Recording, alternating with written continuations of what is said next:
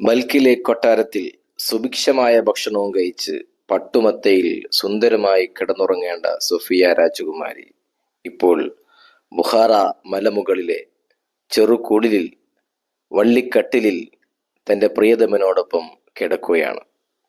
ബീവിക്ക് ചെറിയ പ്രയാസങ്ങളൊക്കെ ഉണ്ട്. എന്നിരുന്നാലും വൈകാതെ ആ കുടിലിലെ ജീവിതത്തോട് ബീവി സൊഫിയ പൊരുത്തപ്പെട്ടു. ആരോരുമില്ലാത്ത ഒരിടത്ത് ഇസ്ലാമിക ജീവിതം മധുരമായി തോന്നി ഇരുവർക്കും. ഒരു കുഞ്ഞിക്കാല് കാണാനുള്ള പ്രാർത്ഥനകൾക്കിടെ മഹദി ഗർഭിണിയായി. 10-ാം മാസത്തിൽ ഇരുവരും വിശുദ്ധ മക്കയിലേക്ക് പോയി. ഭാര്യയും ഭർത്താവും വിശുദ്ധ മക്കയിലേക്ക് യാത്ര പോയി. പിറക്കാനിരിക്കുന്ന പൊന്നോമനയെ ഒരാധ്യാത്മിക പണ്ഡിതനാക്കണേ അല്ലാ എന്ന പ്രാർത്ഥന കാബയുടെ വാതിൽക്കൽ കണ്ണീർ തുള്ളികൾ വീണു. സന്തോഷനാൾ വന്നു. സൊഫിയ ഭംഗിയുള്ളൊരു ആൺകുഞ്ഞിന് ജന്മം നൽകി. സൊഫിയയുടെ ഭംഗിയാണ് കുട്ടിക്ക്. എന്ത് പേരിടും എന്നത് ഒരു സംശയമേ ആയിരുന്നില്ല. കഅബാലയം കണ്ടപ്പോൾ ഇബ്രാഹിം എന്ന പേര് മനസ്സിലേക്ക് വന്നു. കഅബയുടെ കൂട്ടുകാരനല്ലേ ആ ദൈവദൂതൻ. അങ്ങനെ ആ മണിമുറ്റത്ത് വെച്ച് ഇരുവരും കുഞ്ഞിന് പേര് വിളിച്ചു, ഇബ്രാഹിം ഇബ്നു അദ്ഹം. വർഷങ്ങൾ കൊഴിഞ്ഞു. ആദ്യാക്ഷരങ്ങൾ പഠിക്കാനായി കുട്ടിയെ ബൽക്കിലുള്ള ഒരു പണ്ഡിതന്റെ പള്ളിക്കൂടത്തിലേക്ക് അയക്കാമെന്ന് തീരുമാനിച്ചു. ബാപ്പ വിറകി വിൽക്കാനായി അങ്ങാടിയിലേക്ക് പോകുമ്പോൾ അവനെ പള്ളിക്കൂടത്തിലാക്കും. സന്ധ്യക്ക് ബാപ്പ തിരിച്ചു വരുന്നവരെ അവൻ അവിടെ പഠിക്കും. പഠിത്തത്തിൽ അതിമിടുക്കനാണ് കുഞ്ഞു ഇബ്രാഹിം. കുന്നിൻ മുകളിലെ അദ്ഹമിന്റെ കുളിൽ കൊച്ചു ബാലന്റെ കിളിക്കൂറ്റ് മധുരമായി പെയ്യുമ്പോൾ ബൽക്കിന്റെ രാജകൊട്ടാരം ശോകമൂകമാണ്. സൊഫിയ മരിച്ച ശേഷം കൊട്ടാരം നിശബ്ദമാണ്, ദുഃഖമയമാണ്. ഒരിത്തിരി മനസ്സമാധാനം കിട്ടാനായി മൻസൂർ രാജാവ് പരിവാരങ്ങളുമൊത്ത് കാട്ടിൽ വേട്ടക്കിറങ്ങി. ഇബ്രാഹിം പഠിക്കുന്ന ഓത്തുപള്ളിയുടെ സമീപത്തുകൂടെയാണ് രാജാവിന്റെ എഴുന്നള്ളിപ്പ്. ചെവിയോർത്ത് നടക്കുമ്പോഴുണ്ട് പള്ളിക്കൂടത്തിനകത്തു നിന്നും സുന്ദരമായ ഖുർആൻ പാരായണം. കേട്ട് പരിചയമുള്ള ശബ്ദം. സൊഫിയയുടെ ഈണത്തിലുള്ള ഓത്തു തന്നെയാണിത്, രാജാവ് മനസ്സിൽ പറഞ്ഞു. രാജാവ് പള്ളിക്കൂടത്തിലേക്ക് കയറി ചെന്നു. നോക്കുമ്പോൾ ഓതുന്നത് സൊഫിയയല്ല, പക്ഷേ അവന് സൊഫിയയുടെ അതേ മുഖഛായ. രാജാവിന് ഈ കുട്ടിയെ നന്നായി ബോധിച്ചു. ഇവനെ കൊട്ടാരത്തിലേക്ക് കൂട്ടിയാലോ? രാജാവ് ആലോചിച്ചു. ഇവനെ കണ്ടാൽ ഒരു പക്ഷേ രാജ്ഞിക്ക് സമാധാനം കിട്ടിയേക്കാം. സൊഫിയയെ ഓർത്ത് ഇടയ്ക്കിടെ ബോധരഹിതയാകും രാജ്ഞി. ഇതാരുടെ കുട്ടിയാ? രാജാവ് ഗുരുവിനോട് ചോദിച്ചു. ഇതാ മലമുകളിൽ പാർക്കുന്ന മരം വെട്ടുകാരന്റെ മകനാണ്. രാവിലെ മരം വെട്ടാൻ പോകുമ്പോൾ ഇവനെ ഇവിടെയാക്കും. വൈകിട്ട് തിരിച്ചു പോകുമ്പോൾ കൊണ്ടുപോവുകയും ചെയ്യും. ഈ കുട്ടിയെ ഞാൻ കൊട്ടാരത്തിലേക്ക് കൊണ്ടുപോവുകയാണ്, രാജാവ് പറഞ്ഞു. പ്രഭു, അത് ചെയ്യരുത്. ആ പാവം വിറകിട്ടുകാരൻ പറഞ്ഞേൽപ്പിച്ചു പോയതാണ്.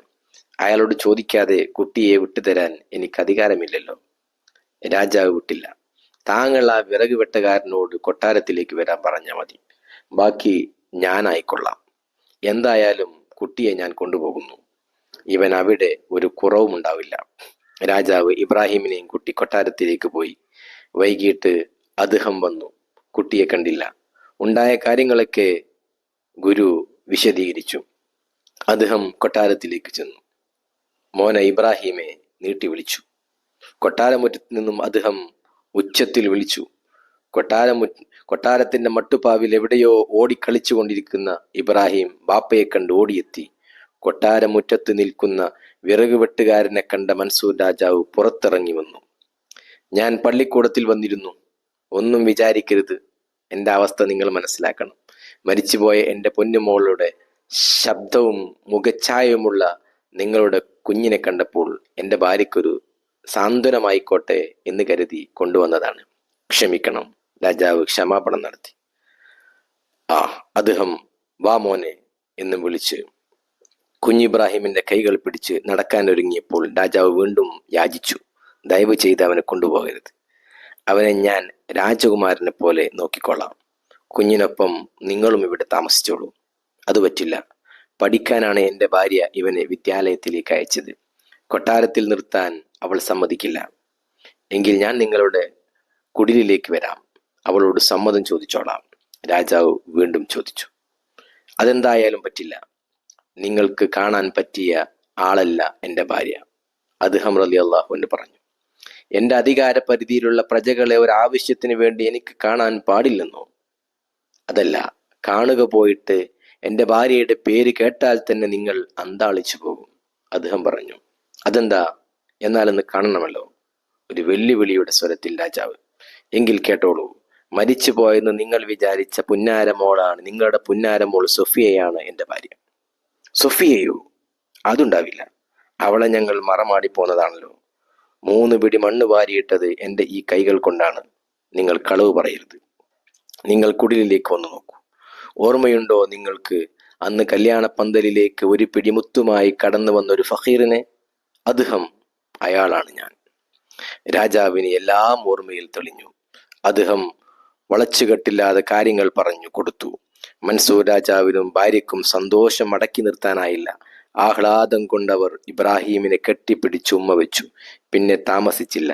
അദ്ഹം റളിയല്ലാഹുവിന്റെ കൂടെ രാജാവും രാജ്ഞിയും ബുഹാറ പർവ്വതത്തിലെ ചെറ്റക്കുടലിലേക്ക് കയറി ചെന്നു.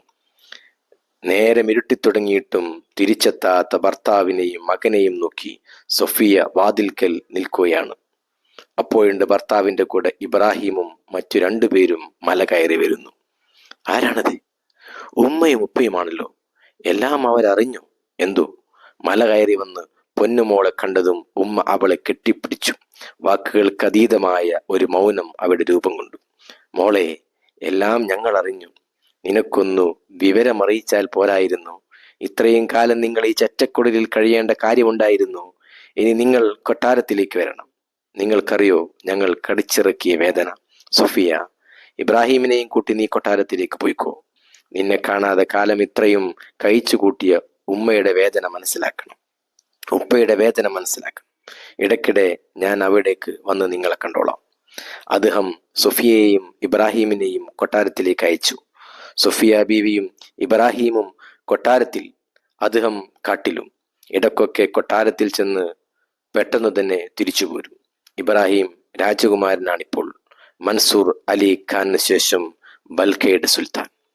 അങ്ങനെ ഇരിക്കെ ഒരിക്കൽ ഇബ്രാഹിം പിതാവിനെ കാണാനായി ബുഹാറ പർവ്വതം കയറി. അപ്പോൾ കണ്ട കാഴ്ച അവന്റെ ചുണ്ടുകൾ വിറച്ചു. ഇന്നാലില്ല. മുള കൊണ്ടു മെടഞ്ഞുണ്ടാക്കിയ ആ മരക്കട്ടിലിൽ കിബിലയിലേക്ക് തിരിഞ്ഞു കിടന്ന് ബാപ്പ ഇഹലോകവാസം വെടിഞ്ഞിരിക്കുന്നു.